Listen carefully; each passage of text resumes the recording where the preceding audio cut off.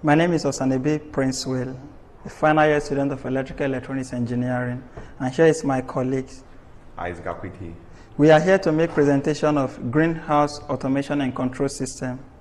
And here is our prototype, which is able to control the climatic weather condition within the greenhouse. And here are some of our apparatus or components in which we put together in order to make this greenhouse effective. Here we have the battery, we have the fan, we have the LED representing the sunlight or photosynthesis. We also have a relay here. We also have a microcontroller of ATmega 32 8-bit. We also have the crystal liquid display. We have the temperature sensor. We also have the soil moisture here. And all this put together with our water pump as well, we enable us to come out with an effective greenhouse, which will work perfectly to our satisfaction. Here are some of the things we put together. As you can see here in our greenhouse, we have plant also, which we have already grown to show that our greenhouse is effective and it is working fine. In order for these things to work well, we have the way by which we can also demonstrate to you that it's effective. Here we have the light sensor. By the time we close it, the light is supposed to go on, but from this room we have enough light coming into this greenhouse. So we have to ensure that we close it very well in order for us to have a little darkness, in order for the light to come up. We also have our pump here. By the time we remove this soil moisture from the soil, our pump is supposed to come up, of which it is on here, and it's also showing in the crystal display over here that the pump is on.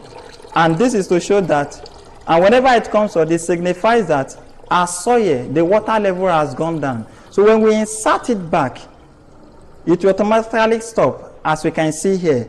But during this process, there is a signal connecting the microcontroller and our GSM, of which is sending a text message to our phone. That is to show that everything, in order for the farmer to realize or to study the temperature of the greenhouse. The reason why our light could not even come up here because of the enough sunlight coming into this greenhouse. But we'll try our best to ensure that we minimize the light coming into the greenhouse.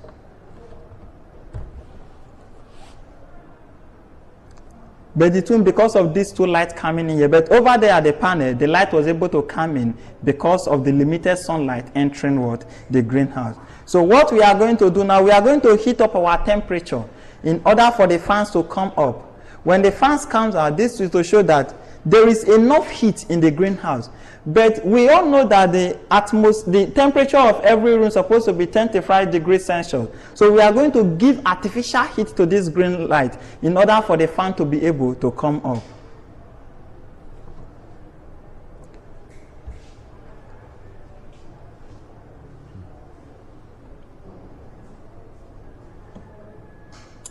So as you can see, as the lights are put off, that is to show that there is darkness in the greenhouse. And the very moment we close the temperature sensor, we can see the light on. So when I remove it, this has to show that there is enough sunlight in the greenhouse. And we all know that every green plant receives their food, their energy from the sunlight, which we all know as photosynthesis. So this light here is representing the photosynthesis. So what we are going to do now, we are going to produce or to give artificial heat to our greenhouse in order for us to heat the temperature sensor. By the time we heat the temperature sensor, the fan has to come up. Okay. We all know that the maximum temperature of every room is supposed to be 35 degrees Celsius. And in order for us to heat our temperature sensors above that, we have to use artificial method of bringing in heat into the greenhouse.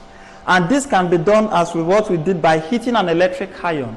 And we bring it closer to the temperature sensors. And as we heated it, immediately the fan has to on.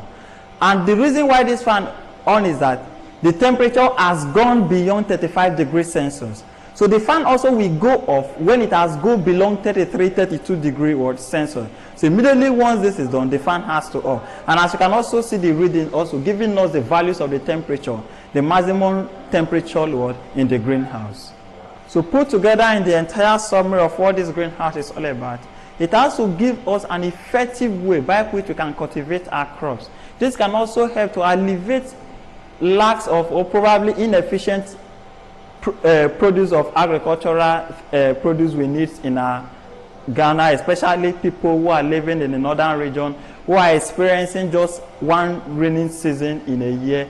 And with that also, it can enable every family to practice subsistence farming. We can also practice commercial farming in a way if the government can also abide into this greenhouse approach.